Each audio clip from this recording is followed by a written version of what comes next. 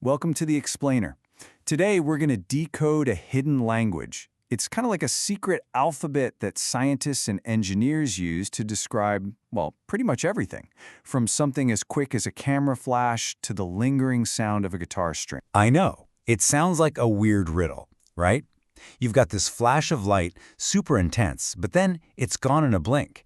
And then you have a guitar note, a sound that kind of vibrates and hangs in the air. I mean, on the surface, they seem like total opposites, but you gotta stick with me here because the answer, the connection between them, is actually pretty surprising. So, here's the secret. They can both be described using the exact same really small set of letters. And we're not talking about A, B, C here. This is an alphabet for like physical events. It's a fundamental language for reality, for sure. And you wanna know the best part? This super powerful alphabet, it only has 4 letters. Just 4. And once you learn to spot them, trust me, you're gonna start seeing them absolutely everywhere. So yeah, let's break them down. All right, so let's dive into our very first letter. I want you to think about maybe the simplest action you can possibly take. Just flipping on a light switch. You know, it's off, and then boom, instantly it's on. And it just stays on. That super simple act, that's our first signal. Okay, so the engineers have a name for this, of course. They call it the unit step function. And really, it's just the perfect kind of idealized model of starting something. So imagine a timeline. Before a specific moment, let's just call it time 0. The signal is nothing. It's just 0. Off. Then, bam, precisely at time 0, it snaps on to a value of 1. And it stays there. Forever. And look, this table right here really shows you how absolute this whole thing is. For all of time before that 0 moment, the status is just off. But from 0 and everything after, it's on. It's just a totally clean, perfect, instantaneous start. So, you might be asking, why does this simple on switch even matter so much? Well, it's because it's basically the universal symbol for go, right? It doesn't matter if you're turning on a tiny circuit or kicking off some super complex industrial process. You have to have a way to model that exact moment of activation. So this is our foundation, the very first letter in our alphabet. Okay, so the step function gives us that permanent on. Got it. But what about an event that's over in an absolute instant? You know, like a single clap in a totally silent room. For that, we're going to need our next letter. And this one is called the unit impulse function. And I'm going to be honest, it's a bit of a mind bender. Try to imagine a tap that is infinitely strong, but it lasts for an infinitely short amount of time. Like all of its energy gets delivered in one single perfect instant. Now, of course, in the real world, nothing is truly instantaneous, right? But this theoretical idea, man, it's an incredibly powerful tool. So yeah, a real-life camera flash or a hit on a drum, they actually take up a tiny, tiny fraction of a second. But the unit impulse, it gives us a way to mathematically pinpoint the idea of that perfect instantaneous moment. It's a concept, but a real useful. And get this signal has what I like to call 2 superpowers. First up is the shifting property. This basically lets us move that perfect little tap to any exact moment in time we want. And then there's the sampling property, which is awesome. It lets us use that tap like a tiny, microscopic probe to instantly measure the value of any other signal at that one perfect point in time.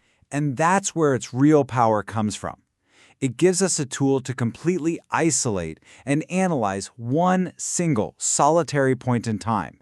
It is the ultimate way to figure out how things react to a sudden jolt. All right, so let's recap. We have a signal for starting something and a signal for an instant. Cool. But what about things that repeat over and over? Like this steady hum of your refrigerator, or going back to our example, the pure note from a guitar string. For that, we need the next letter in our alphabet. And that's where sinusoidal signals come in. And you actually know these things intuitively, you just might not know the name. They're those smooth, predictable, repeating waves that you see, well, everywhere. From the sound of a musical note to the gentle rocking of a swing set. They're literally the rhythm of the physical world. And what's cool is we can describe pretty much any of these waves with just 2 simple ideas. First is amplitude. Think of it like volume. Is it a quiet whisper or a loud shout? That's the height of the wave. And second, there's frequency. Is it a low, bassy rumble or a high, shrill whistle? That's just how fast the wave is going up and down. Okay, so let's just pause here for a sec and look at what we've got. On one side, we have these signals for abrupt, one-time events, the on switch and the instant tap. On the other side, we've got a signal for a repeating, smooth pattern, the wave. See? We're getting so much closer now to being able to describe our guitar string. Okay, now for the final piece of the puzzle, the big one. What if we could combine the idea of a wave with the ability to either grow or shrink over time? If we can do that, we get the master key to this whole alphabet. Let's go back to that guitar string. Think about it. When you pluck it, it makes a sound, right? That's our wave. But that sound fades away. The wave actually shrinks. So how in the world do we describe that? Well, the answer is our final and honestly our most powerful letter, the complex exponential. Now, don't get hung up on the name. It sounds way more complicated than it is. Just think of it like this. It takes our perfect little wave, the sinusoid, and it just bolts on a brand new feature. And that feature is the ability to either grow or shrink over time. So now it can be a steady wave, or it can be a wave that fades away to nothing like an echo, or even one that gets bigger and bigger like that awful screech of audio feedback. And this right here, this is why it's the ultimate recipe. It combines that repeating rhythm of the wave with a totally new power, growth or decay. And that simple combination is so unbelievably versatile that it's become the foundation for how we analyze pretty much any signal in the modern world. So you see, this whole abstract alphabet thing, it's not just theory for a textbook.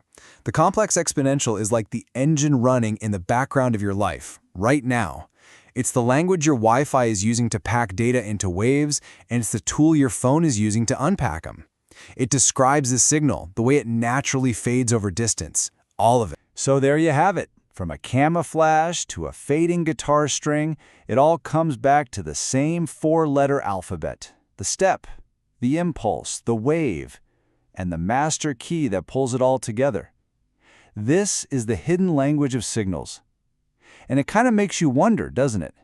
What other stories are being written all around us, right now, just waiting for someone to come along and learn the code?